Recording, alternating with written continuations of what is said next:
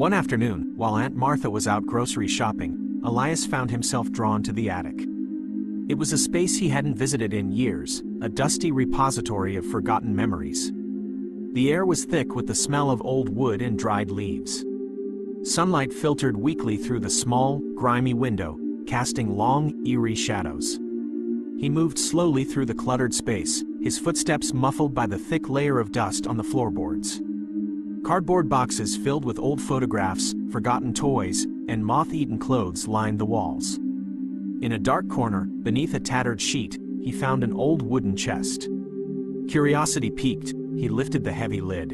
Inside, nestled amongst yellowed linens and dried flowers, he found a collection of old letters, tied together with faded ribbon. He carefully untied the ribbon and began to read, his heart pounding in his chest. The letters were addressed to his mother, written in a familiar, looping script. They were from Daniel. As he read, a different picture of his stepbrother began to emerge, a picture far removed from the distant, almost hostile figure he remembered. The letters spoke of loneliness, of a yearning for connection, of a deep regret for the distance that had grown between him and his family.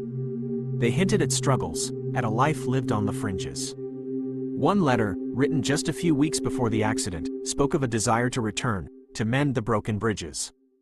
A chilling premonition seemed to run through the words, a sense of unease, a feeling that time was running out.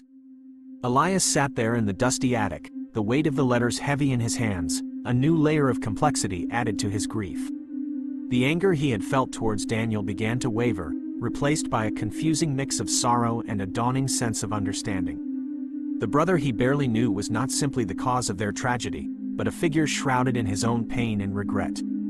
The path ahead, already clouded by grief, now seemed even more uncertain, the simple narrative of blame dissolving into a more complex and unsettling reality.